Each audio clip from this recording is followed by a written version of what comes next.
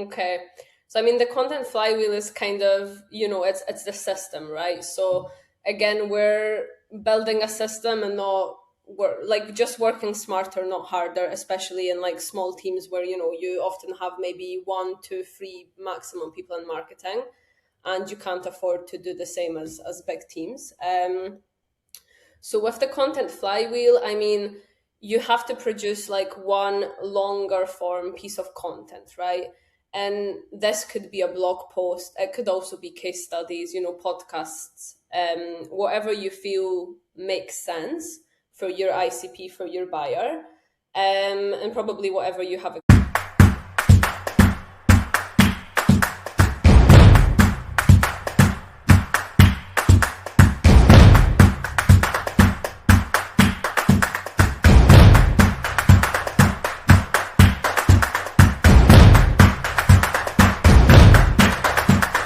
Hey everyone, welcome to another episode of Growth and Conversions podcast. So, you're doing LinkedIn, doing events, case studies, and the whole marketing team is producing content. But you see a zero result. And here is what I've realized the problem isn't the content, it's the system or the complete lack of one. Today I decided to sit down with Justyna, a content and campaign marketing specialist who's built and run the content across Polish B2B organization, including Woodpecker. She's been inside the engine of a companies that they produce a lot of content, and she knows what exactly works and what breaks down. So hey Justyna, thank you so much for joining. How are you? I'm doing really well. Thank you so much for having me. How are you? I'm good too. I'm good too. Thank you so much. Let's straight get into the topic now. We have great discussion. We have a great topic, and it's going to. I know that you have prepared amazing slides for the guests, so I'm sure it's going to get interesting. So let me start with the story. What exactly recently happened? um, Nowadays I'm engaged in Pavilion Group, and I managed to speak with a lot of CROs. They are doing a lot of channels. We are doing events. We are also doing uh, LinkedIn posting. We are doing case studies. But really, CROs are seeing no results. They see no value in the marketing, and they see, okay, there is no conversion from the content. Because the AI has come, and the challenges remains the same. So the content is not been really used very well.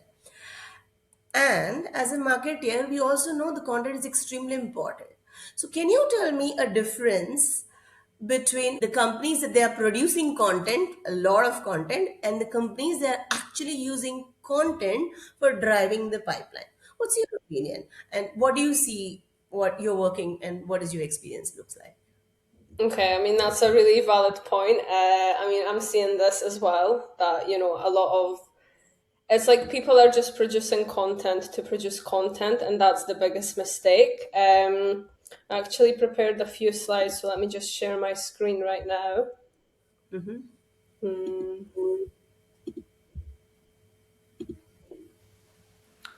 okay, you should be able to see my screen right now. Okay. Yes. Yeah. So in terms of what you were describing, it's kind of content versus content strategy, right? Because a lot of companies right now are, they have this mindset of, okay, right, we know we should be producing content, right? So they produce content for the sake of producing content, and this is not strategy. It's just kind of, going off of gut feeling. We know we should do it, but we don't really know how. Positioning is unclear, and yeah, I mean that's not going to get you results, right? So these are like the core mistakes that I see in the industry right now, and this whole like post and pray mentality where, you know you just post a post, or you write a case study, maybe publish a blog post and stuff like that, and you have no results, and you're surprised you have no results and that you're not driving pipeline. But really what you need is the content strategy, right? So how it should be is, again, the first step, I mean, the first like mistake that people make is just, they sit down and they're like, oh, what should we write about today? What should we talk about? This is the biggest mistake. What you have to do is kind of rewind and actually focus on positioning. Like, who are you talking to, right? Who do you want to be known for? What tone of voice do you want to talk in? Another big thing is, marketing in many companies is it's just marketing, and it should be aligned. It should be aligned with sales, with all of these teams who actually talk to customers, right? Because as marketers, we don't talk to the customers, but we deliver the content which talks directly to the customers. So it's really important to, talk to the sales team. So, marketing and sales should be aligned. Marketing, we shouldn't be on every call and stuff like that. That's obviously not feasible. But, even getting like some of the transcripts, or having a call once a week, once bi-weekly, with the sales team, asking them, okay, what's the biggest like pain points right now, right? What's the biggest objections that customers are having? And then getting those insights from the sales team, or the product team, or customer success, and actually producing content which perfectly aligns with these problems. And that's how you kind of drive the pipeline, right? um so yeah, these would be like my biggest things for the content strategy. I see the big. In fact, I joined ABM. I decided to become an account-based marketing because I see the difference. Now I know there are, like, every, it's a jargon, and every company has a different way of doing ABM strategist and content strategist. So where I saw what was the problem, I saw that, okay, the marketing efforts were not getting utilized properly by the sales team, and the sales team is absolutely ignoring the content, and they need the content, they need a better content. And that's when I decided, okay, if the company is bigger, deal cycle, so instead of having the content, let me reuse the content in a different ways. So last case studies, if in FigPi we had a marketeer, and we also had a salesperson, but there was no connection, there was no alignment, just the way you said. And that's how I said, okay, let me rebuild. So there was a case study build, and we reuse the case study in the form of, in the form that the sales team could use it for their outbound messages. They could use it for showcasing, or using it during the client meeting. So then the company gets the value. Okay, our content, whatever has been produced, are being reused properly, are been utilized for the generating pipeline. Yeah, and of and course. for me, content is absolutely important, and having strategy is extremely important. And Yeah, I feel like a lot of teams make this mistake where, they take so much time and so much effort to produce like a good piece of content, but then they only utilize maybe 10-20% from that content, right? And like it's kind of like when you have a lemon, you have to squeeze everything from the lemon, especially when the content is like, expert based and valuable. Like there's so many ways you can reuse it, and a lot of companies are not working smarter. They're working harder, and especially with like small teams, this is a big problem because you're burning energy and trying to always come up with new strategies, new content angles, new things you can post about. But really, if you stick to the core problems, core pain points, core objections, and just make content around that, it's so much easier, and it's really what the buyer needs to become, to buy and then from you. so I see different angles. So one is which content I want to produce, and one which content my customer wants to listen, at what stage and when. That is how the strategy and mindset would change. This is my point of view, if I make sense. Yeah, yeah, no, I 100% agree. Yeah. It's different content for different stages of the buyer journey. Yes, exactly. So the question, like, that's where the mindset change. Let's talk about content flying, because there are companies, when you mentioned that, okay, few a smaller team, generating bigger or more content is is just not making, like, converting, making a use. So can you tell me, how would you build the content flywheel so that we can reuse and repurpose the content again and again? So what's your yeah, what does the content flywheel looks like in theory for you? Okay. So I mean the content flywheel is kind of, it's the system, right? So again, we're building a system and not we're like just working smarter, not harder, especially in like small teams where, you often have maybe one, two, three maximum people in marketing and you can't afford to do the same as big teams. So with the content flywheel, I mean, you have to produce like one longer form piece of content, right? And this could be a blog post. It could also be case studies, podcasts, whatever you feel makes sense for your ICP, for your buyer, and probably whatever you have experience in. And then this long form piece of content, it should be like expert based. There should be some research, like you should actually invest time into this long form piece of content because this is going to be your starting point. Um, so again, like with the flywheel, it's not separate post. You have the system, and this system allows you to always come back, and you already have a really really strong base. So you're never starting from zero. It's like you have these companies where it's like, okay, we will produce a post, and it's like a conveyor belt, right? So they produce the post, it goes out, publish 2 days max, momentum if it's like a LinkedIn post or something like this, and then it dies. And then, in a few days, they're thinking, okay, so that was produced, that was published, what do we do now? But with this content flywheel, you're always coming back to this long form piece of content that's valuable. And you just have to ask yourself, okay, how do we repurpose this, or what content formats can we make from this, or different angles. You can also take different for example, if it's a blog post, it probably has sections, right? So each of these sections can actually be different forms of content. So you just have to be really smart and kind of think, okay, we have this really good piece of content. How do we make it into, I don't know, 20, 30 smaller bits of content? And another thing to point out, which is really important with the content flywheel, is that the actual initial idea for the content flywheel should not be based off gut feeling, right? It's not marketers coming up and saying, oh, you know what?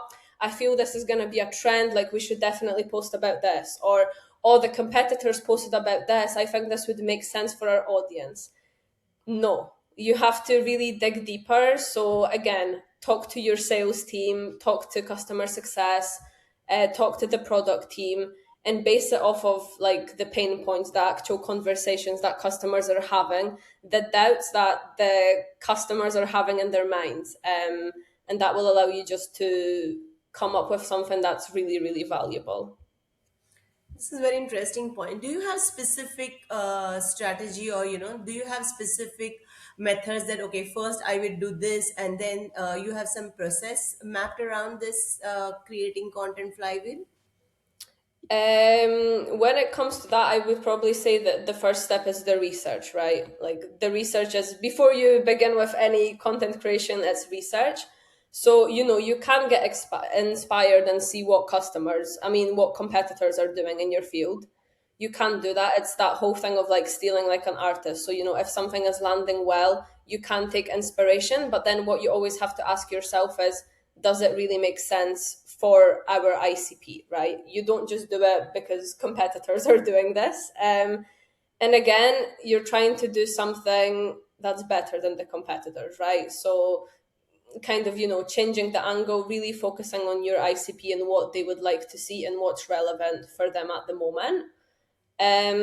So yeah, that would probably be my steps. How often do you change the content plan? Do you have some plan mapped around this? I think it depends on like the actual long form piece of content you choose and whether the objections of customers are staying, the same or different. But I think at least every quarter you should like actually see what people are saying and what the objections are, what the pain points are, because there might be new players on the market, something might have changed. So just like staying on top of what's actually happening in the industry and what customers are saying. You can also go into like G2 or Capterra and see what people are saying about, for example, competitor tools, and maybe that will help you also come up with that unique selling point, right? Like, what can we concentrate on that customers are saying, the competitors are not doing well, and we know we can do this differently, we can do this better. Absolutely. I absolutely agree. And I like the point when you mentioned that, okay, going to G2 and Captura, looking what they are doing. And I absolutely agree. Every quarter, checking out what's working and what's not working. Of course, we need to, like, set a separate time. How do I run a content flywheel is, for me, my content episode is, like, my podcast episode is a big piece of content. As you mentioned, we have to have a big piece of content, and because not everybody's already listening, so I turn this content, I turn this into a blog post as well. So for some people, whoever is listening, for them I will turn this into the blog post. So but how do I use, it's not only for the podcast listeners, but it's also for, I use it in my outbound journey. So I know, if you're following me, you know that I'm big advocates of having a proper segmentation of your of your target accounts, not where they are, like, not in the form of only geographic and firmographic segmentation, but I see where they are. I do the cluster segmentation, so where they are in the buying journey, and then if they are, okay, so I have certain account in the certain customers in the awareness stage. So for them, they need to know which, how do I run podcast into, how do I turn podcast into the actual pipeline, or how do I use that into the outbound messages. They all get the awareness kind of messages, and I use this some piece of content into our outbound as well. So that's definitely listening. Now when I have this strategy, so I'm doing the podcast around content with you, and there will be some other guests who will be talking around the podcast, and now around how to build the content flywheel, I will have the complete another blog post written. So it's a user generated content, because Justyna said around content flywheel, something sells. Recently I had a guest, Yakub, in my podcast around a content flywheel. There was a question, and he has a content flywheel differently. He manages internal within his team differently. So I take that piece of that his opinion into my blog post. Then I will have another coming guest who will have his content flywheel into, so all that. So it will be like a user generated written content, and it's not, of course we will take the help of AI, but it's real user generated, and AI is just helping us to summarize the point or structure the topic. So this is how I am using it for two big piece of content, and then those are turning into, as I mentioned earlier, we are sending that into outbound messages. I'm also using them into in my LinkedIn post creation, so as a small short piece of content.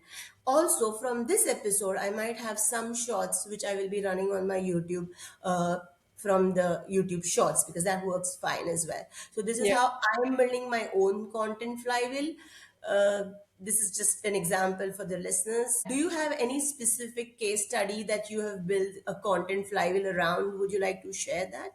Yeah, I'll share that in a moment. I'm just gonna discuss, like, in terms of the content flywheel again, what's important to know is that there should be two things, right? So you have to have rented and owned, because a lot of people just concentrate on the rented content. So, like LinkedIn, YouTube, these types of platforms, and that's great, but there are some risks when you just concentrate on those ones, because the algorithm changes. I mean, we know with LinkedIn it changes like every 5 days or something like this, and no one actually knows what's happening with the algorithm, right?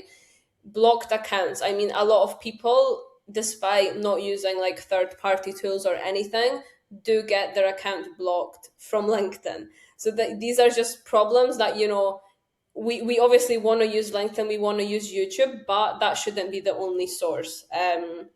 you should also like own it. So the best strategy probably here is newsletters, right? Like actually own the emails, because Mhm. then even if something happens with the LinkedIn account or you get blocked, hopefully not, but that does happen, then you still have all those emails and it's not like you're starting from zero. You still have these people and you can contact them. Um, and another thing is with like the channels. So a lot of people don't know what channels they should actually be posting on. And especially with smaller teams, I mean, you should be concentrating on LinkedIn and Reddit just because these two are the most cited sources that AI uses. So especially now, not a lot of people are using Google to search. People are searching on ChatGPT, Claude, all of these AI tools. So it's really important to actually produce this content on LinkedIn, on Reddit, to then get cited. And when people ask for some questions on these platforms. And another thing that brands, I mean, they make the mistake is they want to be everywhere, right? But being everywhere is not feasible, especially when you have a smaller team. And I would also like point out that it's much important to focus on quality rather than quantity. So, be everywhere that it makes sense for your ICP. If that's in B2B, most likely LinkedIn is your best bet. But also produce content that, isn't just 5 tips for X, because this content isn't doing well, especially with AI. Anyone can produce this content with just clicking a few buttons. So focus on like the personal stories, maybe some controversial takes. Yeah, just stuff that is based on your own experience rather than like generic advice. Absolutely, and that's why I ask if you have any specific case studies. We would like to, like, I would like to listen to it, that the case studies makes more impactable than just giving the 5 steps process. I get your point, and I agree your point that it's not only about giving the information, but it's also about sharing the case studies, personal experience, what's working, what's not working. Such Yeah, content is extremely important. Yeah, you have 100%. a next slide around content flywheel. Could you So please this explain? is the content flywheel in practice, right? So we spoke about the theory, but how does it actually look like in practice? How do you do it? So here we have, I mean, this is based off Woodpecker. I was in Woodpecker for over 4 years, and we had systems for content to work smarter, not harder. So, I mean, the blog here, it was like cold email is dead, just because this was something that a lot of people were saying. I mean, cold email is still not dead, although people think it is. But this was basically our like valuable source of expertise. So this was the long form piece of content that we decided to concentrate on. And then we repurposed it, right? So for the blog post, I mean, it was quite a long blog post. There were, I think, maybe 5 or 6 different sections. For example, one of them was pricing. So, kind of talking about how cold email is still the cheapest acquisition channel. And we were comparing it to like ads and other lead gen strategies. So we actually like did the research and we had stats. It was a very expert type of long form content. And yeah, how can you repurpose that in a content flywheel, right? So I mean, here we made like YouTube videos, also a little like mini course on cold email is not dead, sorry. We made like short form reels that we then used on Instagram. We used them on YouTube. We used them on LinkedIn because now video is performing really well, and also LinkedIn posts. So in Woodpecker, we would always concentrate on producing content like for our CEO, because obviously personal brands do much better on LinkedIn than just, I mean, like people brands do much better than brands in general. And then we would repurpose that content on the Woodpecker channel as well. A big like problem that I see brands doing now is a lot of them want to focus on the homepage and on growing the website. I mean, the company page on LinkedIn, and it's just not worth it, right? You should always focus on building the CEO, the founder's brand first, because the engagement is probably 10 to 20% more. I mean, people buy from people, not from brands, and they trust people. So always just make sure that you're actually putting in the effort into the human brands and not the company pages. I absolutely agree. When you mention different channels, analyzing whether the content is working or not, to set that up, it takes time. And without proper setup, they think, okay, content is not working. So Yeah. that is also a problem that I have seen. I absolutely agree your point, and I like this case study that you mentioned. The way you repurpose it, it's amazing. I'm following Woodpecker for quite some time, and I will have, as I mentioned, I will have Margaret on my podcast as well. How to use do the cold email better. So we will have sooner such episode. But before let's dive now. When you mention different types of content, add content at the awareness stage and content at the bottom of the stage and content at the middle of the stage to generate demand, how would you use the content at the different stage, and how does the language changes at this point? What is your opinion and what is your experience looks like? Okay, so obviously, like on the top, it's most for brand awareness, right? So you can actually, I mean, that would probably be some LinkedIn posts, although LinkedIn can be used throughout. It just kind of depends how you actually frame it. If you're, for example, if your hook was just to be like cold email is dead, that I guess is more broad, and a lot more people, for example, in outbound can relate to that. Whereas maybe if you're starting the hook based off a pain point, a specific pain point, or specific stats and something like that, this is focused more on the middle part. Um, when it comes to the end, I guess like case studies do really well because people can see, okay, right, so this was the before, this is the after. They can relate more. They can actually see, okay, if we invest in this, what can our after look like? I'm thinking what else? Yeah, I mean, like the top is just awareness, and then you kind of narrow down. And when it comes to the content, again, like case studies probably at the bottom. Maybe one pagers for specific like stakeholders, because sometimes you have to, you're not the one making the decision. You're just the one who's collecting information, and then internally in the company, you have to also deliver this information. So maybe having these like one pagers specific to different stakeholders who can really, like not making them long, just one pages, like the benefits, being super, super concrete and super intentional with the information to help them make the decision. Yeah.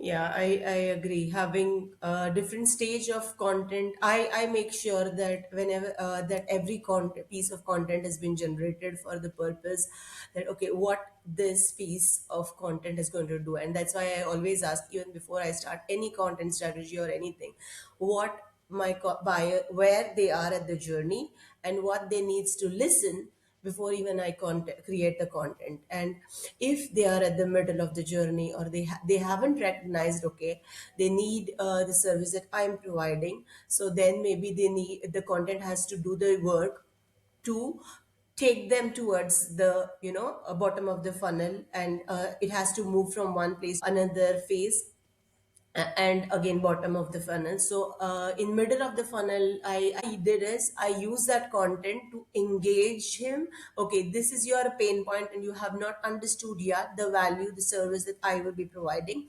So I use that into the outbound message, and I was not expecting any conversion, but this shows that I'm still paying attention to you, I'm still providing you the value, and they already know me, what am I going to do, what we are doing. So this piece of content has moved them. Okay, they have started looking into these checking the emails and checking the responding to such emails, sharing the opinion. So that was that's how I'm moving it from one place to another place, and I'm repurposing the content into the outbound, in my account based, nurturing sequences. Normally case studies were written in the form of benefits, success stories, and step. In the way I wrote last time, the case studies at FitPy was, okay, after 1 month what are you going to get the result, after 5 months what kind of things will happen. So you have a systematic ways that customer can relate to, and okay, this makes more sense than the generic case studies the competitor are producing, because Of it's, course. we have a lot of competitor today. My recent client, they also have a case studies, and they wanted to they are heavily for the sales outbound led, and they wanted to improvise their outbound, and I'm consulting them currently. So the way we wrote down the case studies, they are approaching into the new market. So this is the case, we are approaching into new market, and they will think, is it really going to take all 1 year for me to get that revenue? So it not useful, right? So do I have to really wait for that? So we just showed them in our sequence just in 1 month. So in by using our tool just in 1 month, what kind of a revenue impact has made this tool, which is absolutely visible, because in the new market this has worked. So maybe this 1 year long case study has worked in Dutch market, but now as we are in UK market, in 1 month we have recently arrived in a UK market. In 1 month, our we have a 20 customers, and in 1 month they are seeing this results.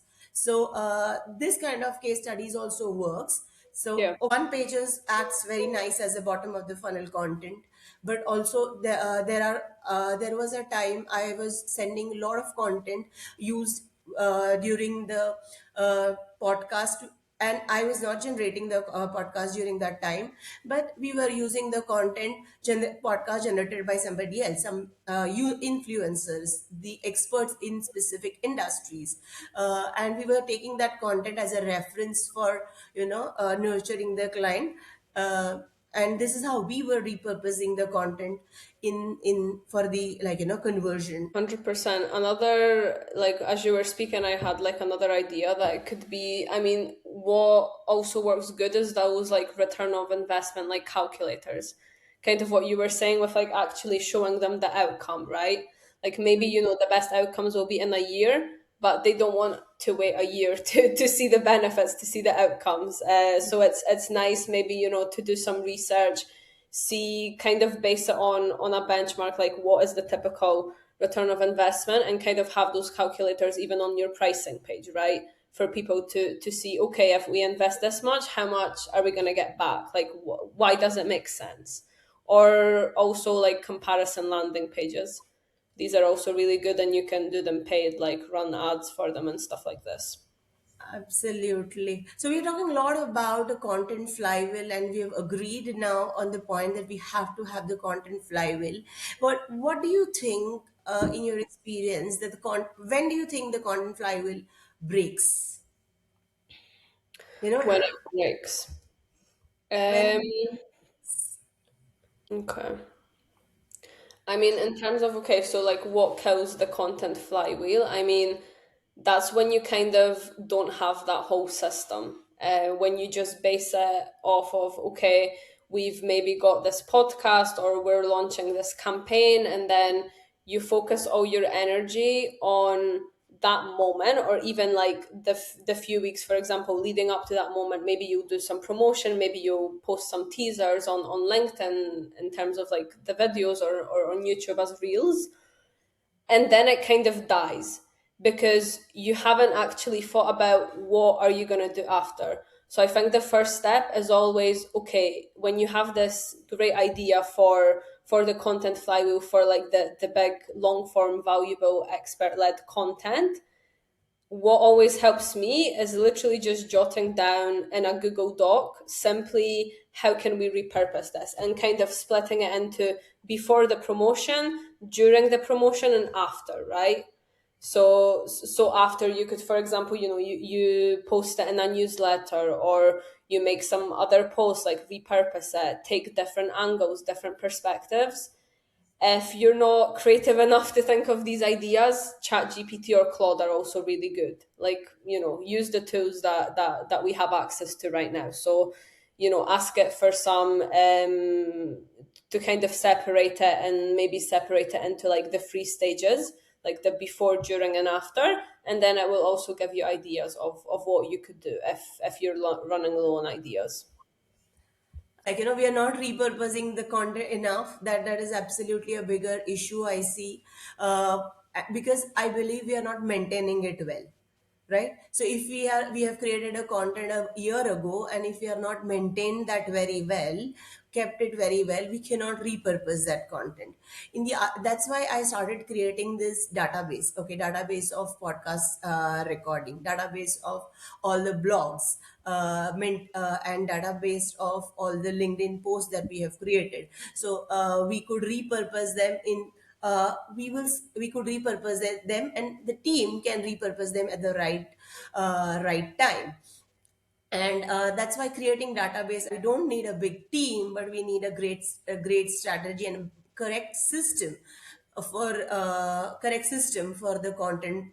This Yeah. is my idea. If we don't have, and Claude is really great tool which is helping us nowadays to help us build the database and repurpose the content. Because I have built nowadays whatever comes, my podcast strategy, whatever my all the podcast transcript get, I give it to the Claude, and it saves it at the one place. So I save everything in Notion. So I've connected my Notion to Claude. Notion is my content hub. So Claude keeps the database neat and tidy. And it also, every time I want to create a content, I now tell them, do not use anybody, do not use on your own thesis, use my existing content and tell me all the theory or all the materials using my content only. Yeah. Do not use your own content.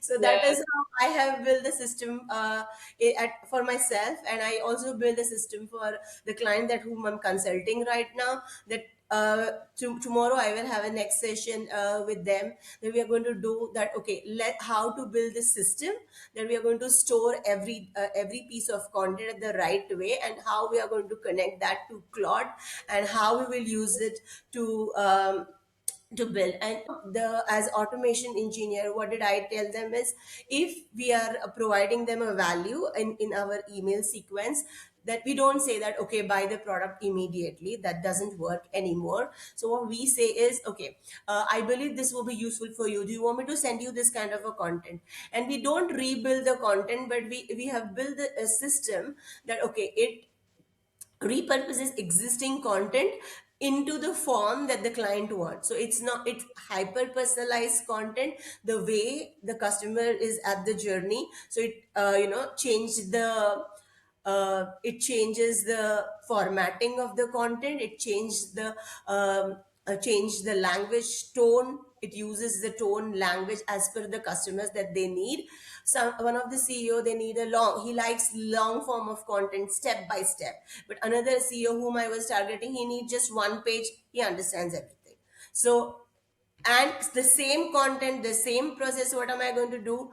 Everything was same, and both, as one is a 12 page long and one is only one page. It Claude builds, and it doesn't take longer time nowadays. So if you have a proper system build, then the content flywheel would not break. And otherwise, you are keeping on generating a new content. It's never the end. Yeah, that's why it's so important that that long form piece of content is really good, and it's packed with like knowledge and insights and things like that. Because then if you invest in that, then everything else is much easier. Whereas, if you just make something mediocre, it's gonna be hard to repurpose that and have value in the posts. Let's have some quick rapid fire questions. So, if you have to have one content format that you would bet right now, what is the content format that you would recommend? You know what? I would bet on like LinkedIn founder content. And biggest content mistake that you see the companies are making? Biggest mistake, probably still using like corporate jargon, like actually speaking in a way that no one speaks. So my thing here is, cut the jargon, only use words at grade five, words that, a 10-year-old can understand, because your buyer isn't going to be decoding the message on your page or on your content, no matter what content form this is. Just use language that's conversational and easy to understand. Absolutely. And what is the biggest, what piece of content that you want to keep it, and what piece of content that you could reduce if your budget gets cut by 50%? Okay, definitely keep LinkedIn and email. Those are two that I would probably bet on. And what I would skip, probably just like some fancy, recording studios and stuff like that. Like, you don't need a big budget to make good content. Like, sometimes you just have to be creative. Like in Woodpecker, we would do so many like fun photo shoots, and they wouldn't be expensive, but we would just kind of make it work with the budget that we had, and just be creative and think out of the box. So you don't need a big budget. You just sometimes need to be creative and think outside the box, and yeah, do things that your competitors are too scared to do. One tool that you cannot run the content flywheel without. So which tool that you use? I would probably say Claude or ChatGPT, whichever one you want. Not to make the content because then you're gonna get something very mediocre and it's not gonna work. But for this like brainstorming, right? For the brainstorming, or for refining ideas, or for giving you more creative ideas. Sometimes for us, it's hard to think of all these different possibilities, whereas these AI tools are much better. So yeah, use them use them wisely. So probably either one of those, whichever one you feel more comfortable in. I love this. Okay. Always thank you so much, Justyna. It was great conversation, and thank you for joining me today. Thank you so much for having me. I had a really great